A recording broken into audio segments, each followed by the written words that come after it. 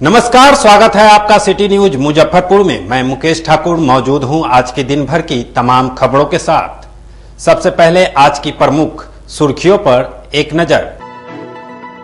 Kanti PHC में भर्ती गर्भवती महिला के मौत के बाद गुस्साए परिजनों ने जमकर किया हंगामा।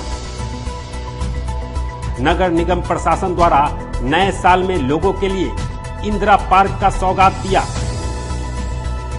और 146 सांसदों के निलंबन के विरोध में महागठबंधन के नेताओं ने सरकार के खिलाफ प्रदर्शन किया। ये थी आज की प्रमुख सुर्खियां। अब खबरें विस्तार से। कांटी पीएचसी में भर्ती गर्भवती महिला की हुई मौत के बाद गुस्साए परिजनों ने हंगामा करते हुए घंटों बवाल काटा। जिले के कांटी पीएचसी में गुरुवार की रात एक महिला को प्रसव पीड़ा होने से अस्पताल में भर्ती कराया गया। सुबह में प्रसव होने के बाद महिला की मौत हो गई। परिजनों ने बताया कि अस्पताल में किसी तरह की सुविधा मरीज को नहीं दी गई। रात में कोई डॉक्टर भी चेकअप के लिए नहीं आए। एएनएम और अन्य अस्पताल कर्मियों को कहने पर डांट फटकार लगाया गया। आज शुक्रवार को महिला ने बच्ची को जन्म दिया। परिजनों का कहना है कि डॉक्टरों की लापरवाही से महिला की मौत हो गई है। एएनएम द्वारा परिजनों को जच्चा बच्चा से नहीं मिलने दिया जा रहा था। तभी महिला के ग्रामीणों की भीड़ अस्पताल पहुंची तो एएनएम द्वारा उन्हें मेडिकल ले जाने को कहा गया। एम्बुलेंस में महिला को मेडिकल ले जाया गया। परिजनों ने एएनएम मंजू देवी को भी अपने साथ मेडिकल ले गए। मेडिकल पहुंचने पर डॉक्टरों ने महिला को मृत घोषित कर दिया। हो जाता है। रात भर में उस दुन्नू सुतलक है। एको मरतबे हमरा देखे न अयलक है। नाती हमरा मरीज के न देखलक। 5 बजे अयलक है। 5 बजे में अयलक है। 5 बजे में अयलक तब वह हाथ ले हम कहली से ठीक है 6 बजे में 6:30 में भेलक है। ठीक है, हम बरोबर हमर मर्जी, हम अपना से सब पोछ पाछ लड़को सब ठीक रहलक है। 6 बजे 6:30 सुबह में आज 9 बजे के लाले सुबह में एको मरतबे डॉक्टर न देखे गेलक, न हाथ लगेलक न देखलक। 2 आसारा है वह खाली तनका देख लेलक। एको मरतबे हमरा न देखलक और हम बेट मंगली से बेट दीव ना तो तोरा स्पेशल बेट चाहिए। गंदा वाला में देते रहे।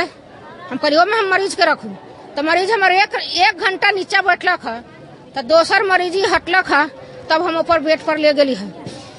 तैयो हम जाके कहली से जाके देखू। कहियो एको मरतबे कोनो रात भर हम दौड़त हती बाकी एको मरतबे कोई देखे नहीं रखा ना कोनो ना। हियां से जब सब हो हवा गेलक रेफर कैलक है लड़का लड़कोरी के। जब मेडिकल ले गेली तो हुआ गेली तो ओकर बेटा गुंडा सा के बोला के हमर पुतो को ने भर्ती कैले है मेडिकल में। पीएचसी प्राथमिक स्वास्थ्य केंद्र कांटी में हॉस्पिटल का एक मामला है जहां एक महिला गर्भवती थी। अमीषा कुमारी पति है विरोधन पासवान, कांटी वार्ड नंबर 5 की रहने वाली है। और इलाज के दौरान उनकी मृत्यु हो गई है। बच्चा प्रसव के दौरान उनकी मृत्यु हुई है। परिजनों के द्वारा आरोप लगाया है कि डॉक्टरों की लापरवाही है और जो एएनएम है मंजू देवी है उनका भी लापरवाही है। और इसमें रास्ता में मारपीट का भी इसमें आवेदन प्राप्त हुआ है। इंक्वेस्ट डेड बॉडी का किया गया है, एसकेएम से भेज दिया गया है। आगे आवेदन प्राप्त हो चुका है, इस पर अब तक कार्रवाई की जाए।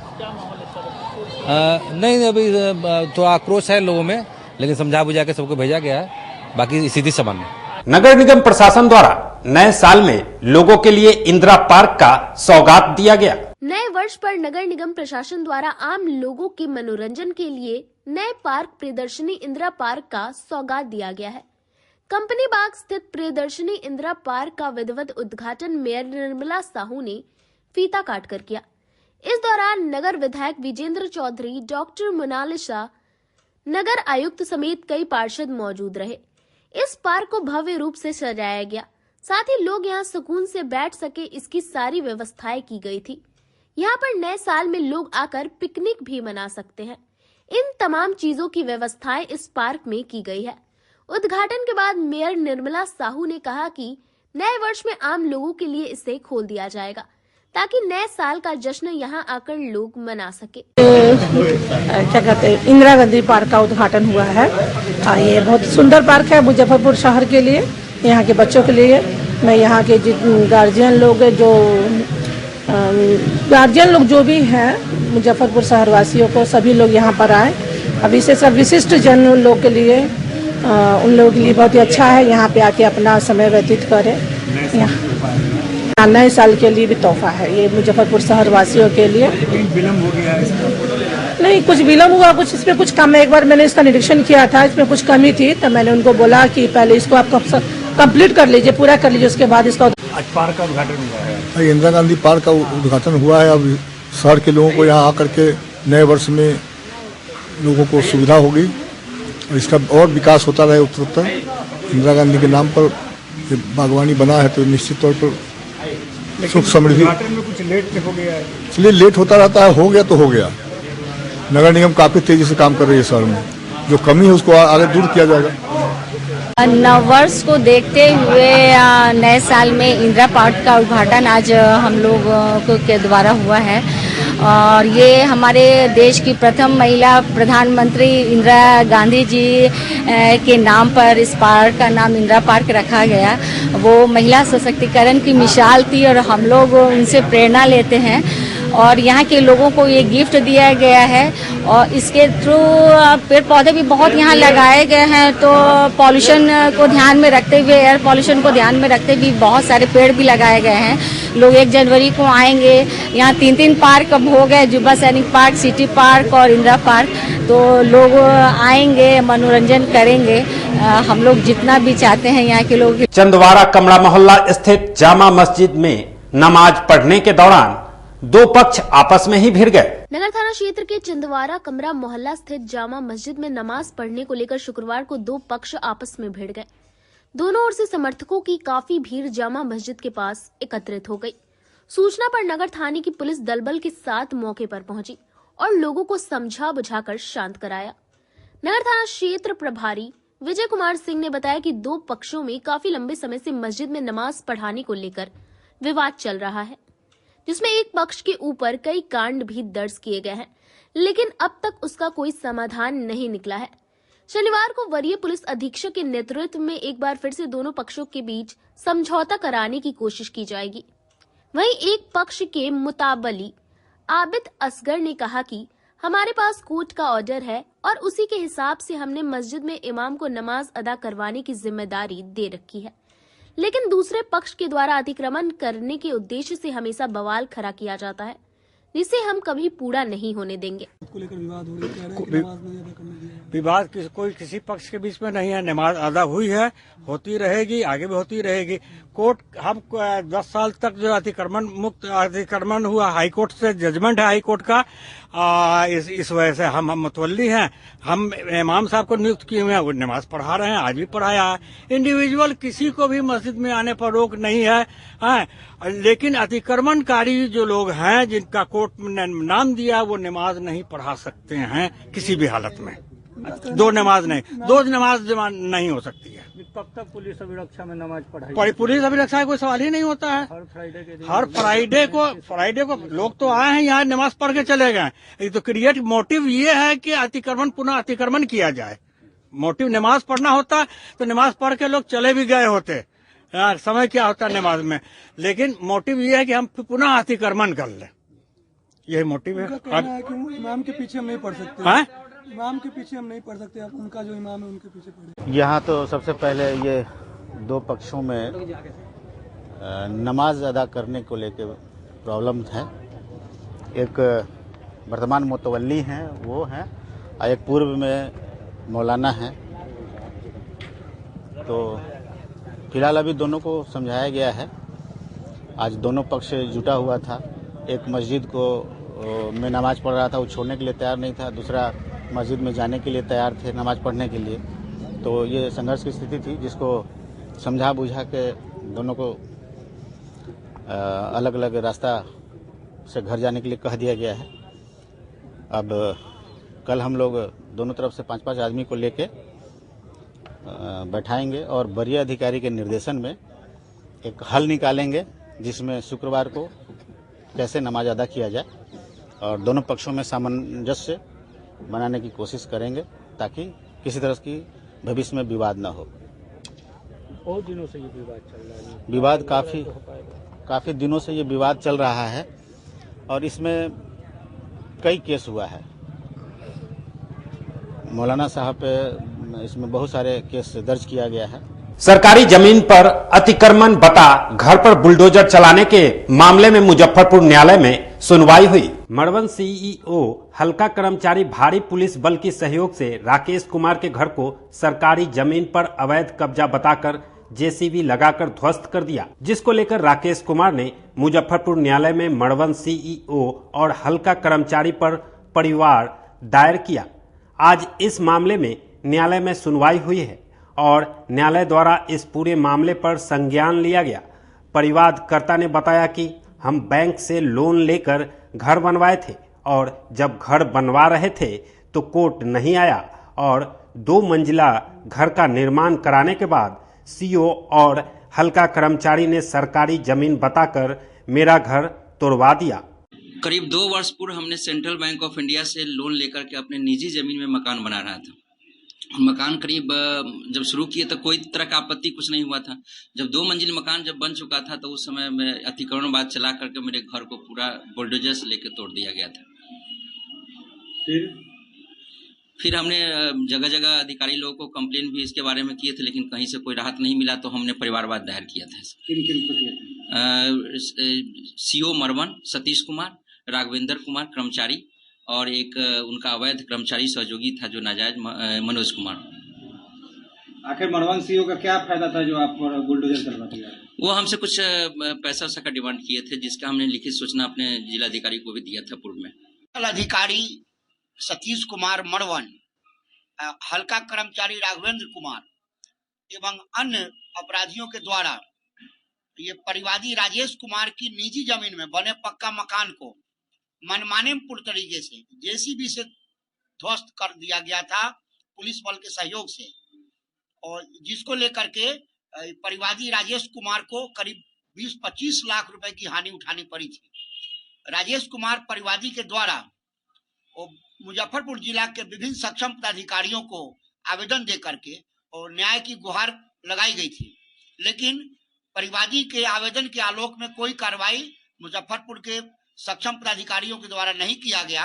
तब विवश होकर के परिवादी ने ये परिवाद पत्र न्यायालय में दायर किया, जिसमें जांच के दौरान जिसकी सुनवाई मिस्टर जयप्रकाश जी न्यायिक दंडाधिकारी। दुर्गा स्थान मंदिर में चल रहे भागवत कथा के 7वें दिन भक्तों की भीड़ उमड़ी। दुर्गा स्थान मंदिर परिसर में चल रहे भागवत कथा के 7वें दिन श्रद्धालुओं की भीड़ उमड़ी।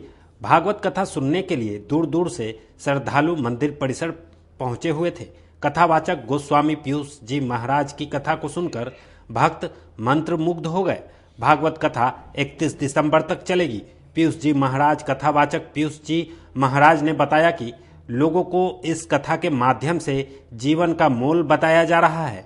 इसके अलावा भगवान श्री कृष्ण की सभी स्वरूपों को कथा के माध्यम से लोगों को समझाया भी जा रहा है। यहाँ 16 दिवसीय भागवत कथा का निर्गुण पारायण हो रहा है। निष्काम और निर्लोभ भाव से यहाँ पहली बार मुजफ्फरपुर में कथा कही जा रही है।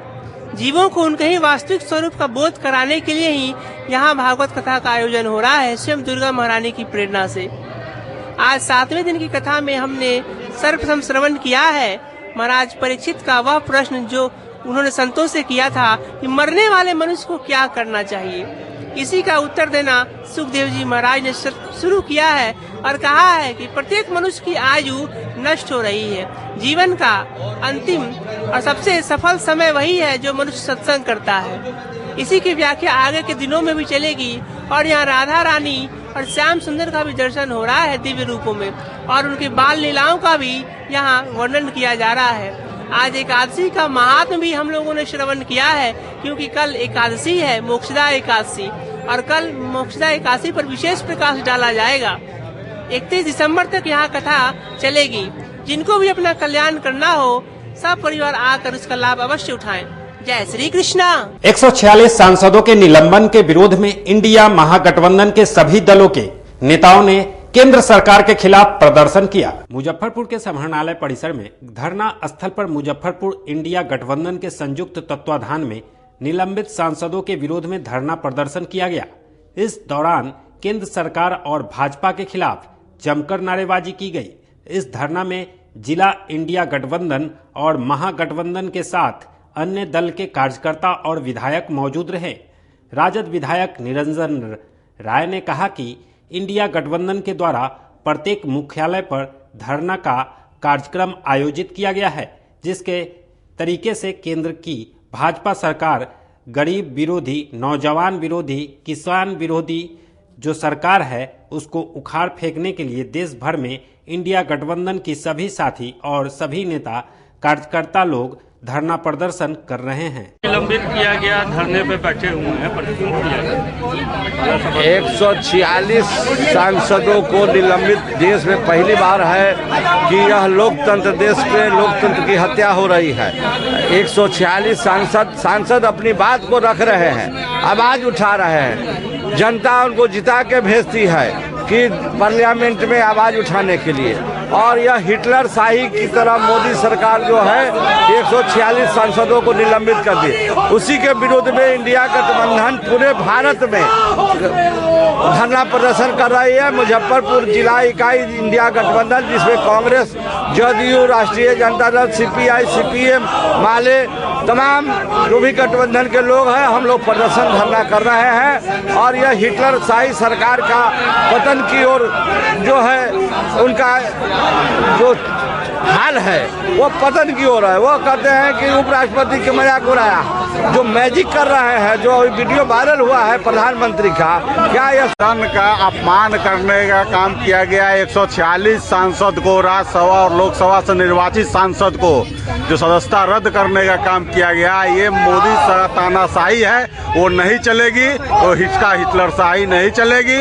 मोदी सरकार हाय हाय, यहाँ इंडिया गठबंधन हम लोग एकजुट हैं और उसका खुला प्रदर्शन कर रहे हैं। हम लोग यहाँ सड़क से लेकर, ये जो केंद्र की भाजपा सरकार है, नरेंद्र मोदी की जो सरकार है, लोकतंत्र की जो हत्यारी सरकार है, उसके खिलाफ ये जो गरीब, किसान, नौजवान विरोधी सरकार है, जिस तरह से केंद्र में एक साथ सभी सांसदों का निलंबन करके जो लोकतंत्र की हत्या करने में जो तुले हुए हैं, उसी के विरोध में आज पूरे देश भर में इंडिया गठबंधन के सभी साथी, सभी दल के लोग सभी जिला मुख्यालयों पर धरना और प्रदर्शन कर रहे हैं। उसी क्रम में आज मुजफ्फरपुर जिला में यहाँ इंडिया गठबंधन के सभी दल के साथी धरना और प्रदर्शन पर बैठे हुए हैं। और हिंदू जन जागृति समिति ने श्री राम जन्मभूमि अयोध्या में मदिरा और मांस पर प्रतिबंध लगाने की मांग की। मुजफ्फरपुर के समाहरणालय परिसर में हिंदू जन जागृति समिति डीएम के माध्यम से यूपी के मुख्यमंत्री को ज्ञापन सौंपा। इस ज्ञापन में लिखा गया है कि श्री राम जन्म भूमि अयोध्या में मदिरा और मांस पर 100% प्रतिबंध लगाए। हिंदू जन जागृति समिति के कई लोग जिला अधिकारी से मुलाकात की और आवेदन सौंपा। पूरे मामले को लेकर हिंदू जन जागृति समिति सदस्य ने बताया कि योगी आदित्यनाथ को हम लोग ज्ञापन भेजे हैं। जैसे ऋषिकेश और हरिद्वार को मांस मदिरा मुक्त क्षेत्र घोषित किया गया है, वैसे ही अयोध्या में हम लोग बड़े संघर्ष के बाद एक राम मंदिर का पुनर्निर्माण हुआ है, तो संपूर्ण अयोध्या क्षेत्र को मांस मदिरा मुक्त क्षेत्र घोषित किया जाए। जबकि सरकार की अपनी व्यवस्था है, FSSAI के माध्यम से सरकार उसका प्रमाणीकरण करती है, तो कोई भी प्राइवेट संस्था कैसे कर सकती है। इसके बारे में हम लोग एक विरोध पत्र दे रहे हैं। माननीय यूपी के जो मुख्यमंत्री हैं, वहाँ इस पे प्रतिबंध लग गया है, तो सारे देश में इस पे प्रतिबंध लगे, इसका हम लोग प्रयास कर रहे हैं। एक अलग माननीय मुख्यमंत्री योगी आदित्यनाथ जी को एक ज्ञापन हम लोग भेज रहे हैं कि जैसे ऋषिकेश और हरिद्वार यहाँ पे मांस मदिरा मुक्त क्षेत्र घोषित किया गया है, वैसे ही अयोध्या, जहाँ हम लोग के बड़े संघर्ष के बाद हम लोग एक राम मंदिर का पुनर्निर्माण हुआ है, तो उस संपूर्ण अयोध्या क्षेत्र को मांस मदिरा मुक्त क्षेत्र घोषित किया जाए। ये हम लोग की मुख्य। साहूपोखर सेवा दल ने आम बैठक की, जिसमें दल के सभी सदस्य शामिल हुए। आगामी कार्यक्रमों की रूपरेखा तैयार करने के लिए साहूपोखर सेवा दल की ओर से शुक्रवार को केदारनाथ रोड में एक बैठक आयोजित की गई। इस बैठक में साहूपोखर सेवा दल के सभी सदस्य शामिल होकर आगामी कार्यक्रमों की रूपरेखा तैयार की।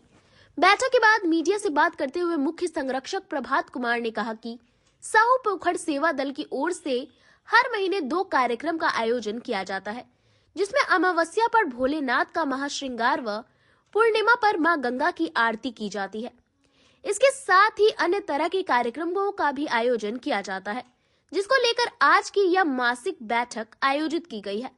बैठक में निर्णय लिया गया कि 25 दिसंबर को तुलसी जयंती और 26 दिसंबर को पूर्णिमा के अवसर पर होने वाले कार्यक्रम के बारे में चर्चा की गई है। इसके साथ ही 22 जनवरी को अयोध्या में रामलला के प्राण प्रतिष्ठा के दिन भी सेवा दल की ओर से एक कार्यक्रम आयोजित किया गया है। इसकी राजनीति पर भी आज की बैठक में चर्चा की गई है।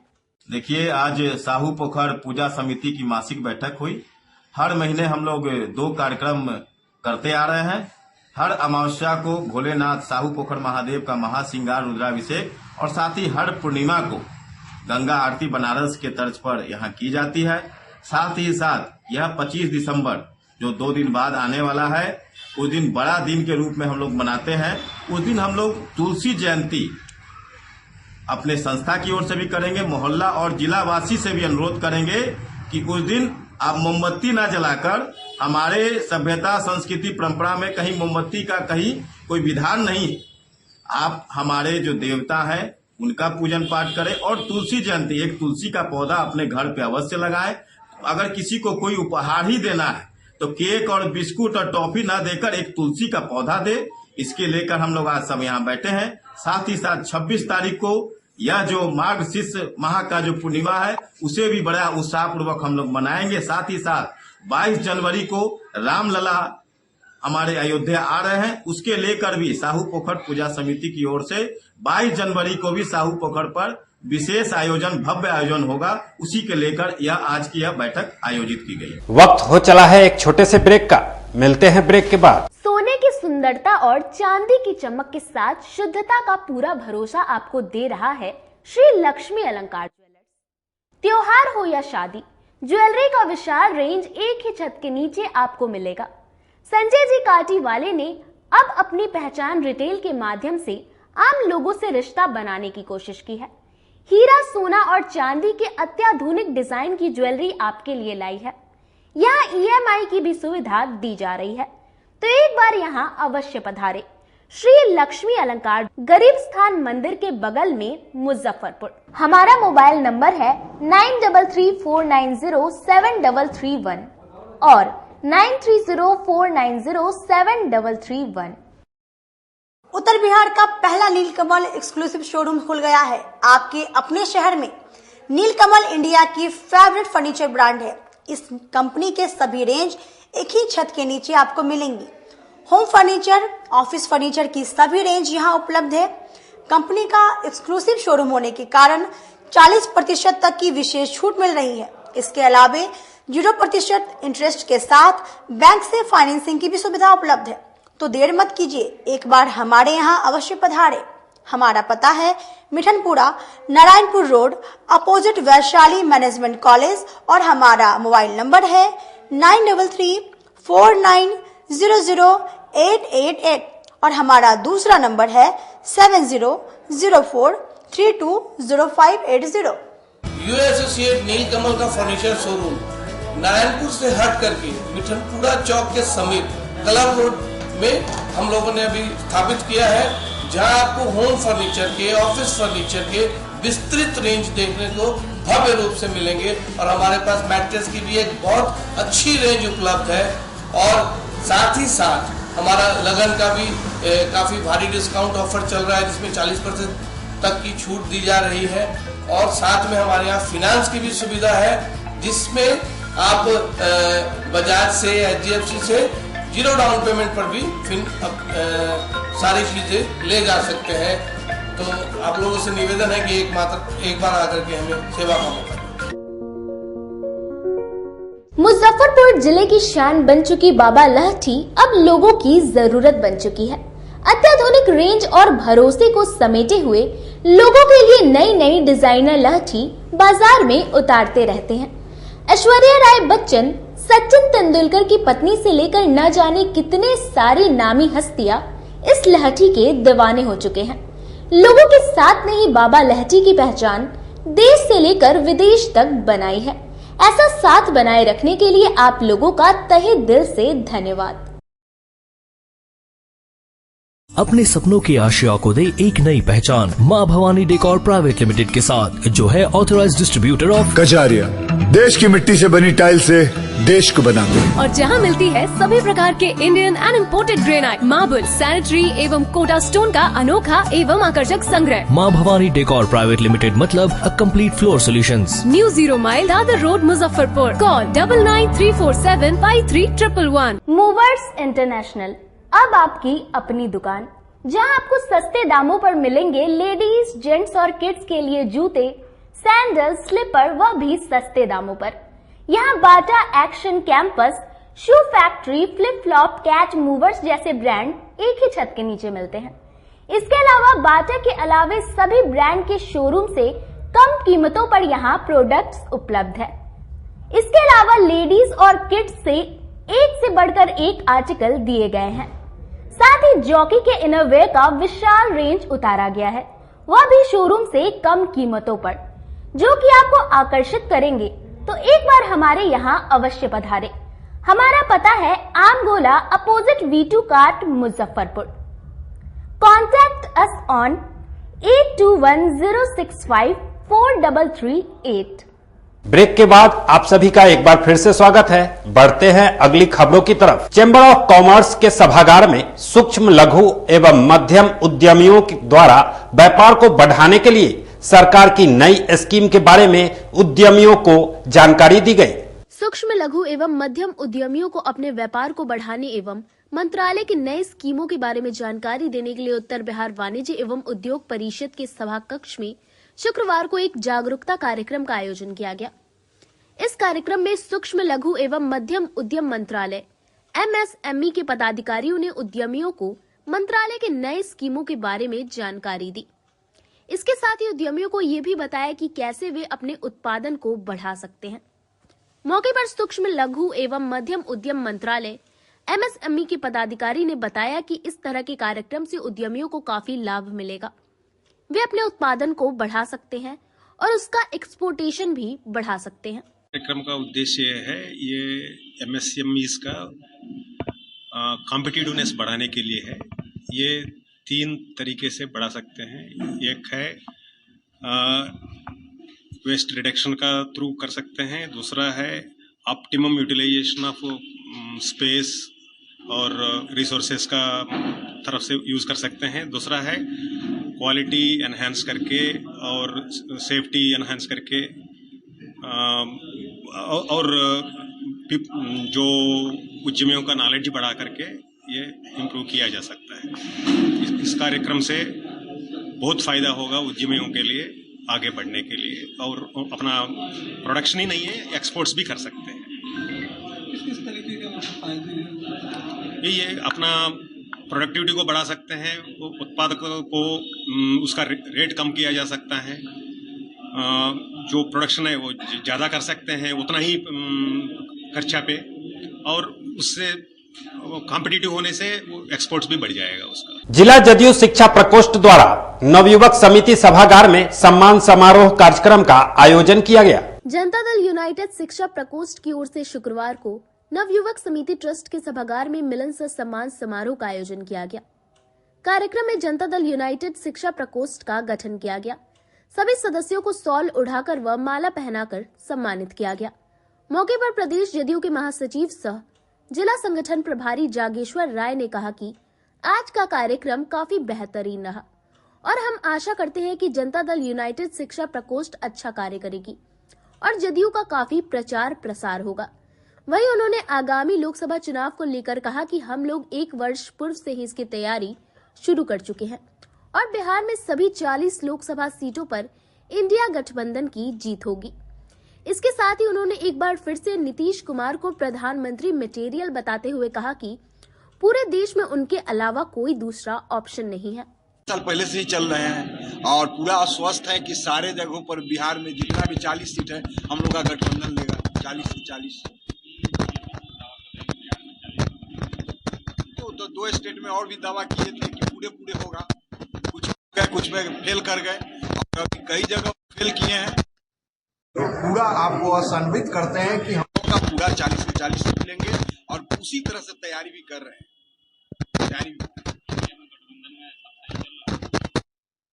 नाराज लग रहे हैं नीतीश। नाराजी कुछ नहीं है, बहुत रात में भी बात हुई है, आए हैं वो दिल्ली से,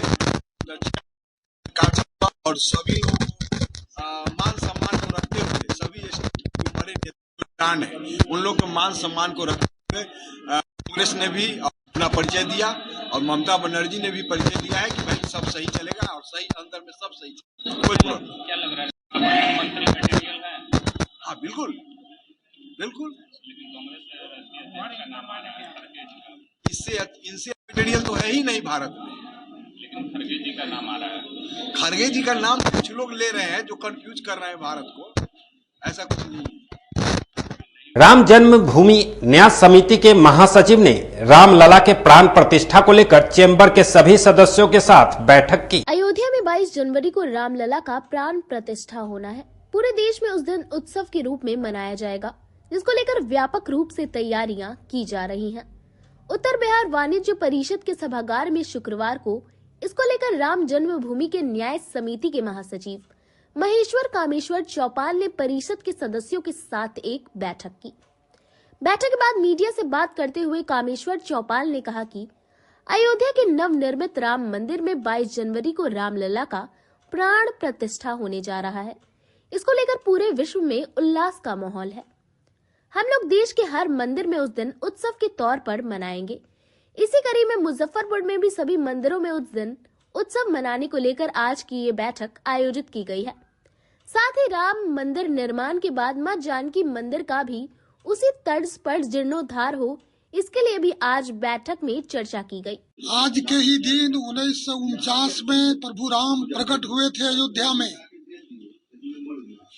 अयोध्या के अंदर जो आज भव्य राम मंदिर तैयार हुआ है, तो वो अपने गर्भगृह में प्रकट हुए थे उस समय, और वहाँ आज भव्य मंदिर बन गया है। 24 जनवरी 2024 को भगवान राम की प्राण प्रतिष्ठा वहाँ होगी नए भव्य मंदिर में। उसके कारण से पूरे विश्व में उल्लास का वातावरण है, हर्ष का वातावरण है, और हम लोग अभी राम के उस उत्सव को पूरे भारतवर्ष के हर एक मंदिर में बनाए, इस प्रकार का आह्वान ट्रस्ट ने किया है। और इसी के लिए मुजफ्फरपुर आए हैं कि मुजफ्फरपुर शहर में जितने मंदिर है, सभी मंदिरों में 22 जनवरी को लोग एकत्रित हों। जो लाइव प्रसारण होगा टीवी पर, उसको अपने अपने मंदिरों में सामूहिक रूप से उपस्थित होकर के उसको देखें, कार्यक्रम को भजन करें, कीर्तन करें, प्रसाद वितरण करें, और शाम में पूरे मुजफ्फरपुर शहर में दीपावली मनाए। इसी यात्रा में निकले हैं, और साथ में यह भी संकल्प लेके निकले हैं कि 22 जनवरी को राम जी प्रतिष्ठापित हो जाएंगे अपने भव्य मंदिर में, तो मां जानकी के भी प्रागट्य क्षेत्र में उतना ही भव्य और दिव्य मंदिर बने। इस पर विचार विमर्श के लिए हम लोग यहाँ बैठे हैं। तो ये थी दिन भर की तमाम खबरें। तब तक के लिए मुझे और मेरी टीम को दीजिए इजाजत। नमस्कार।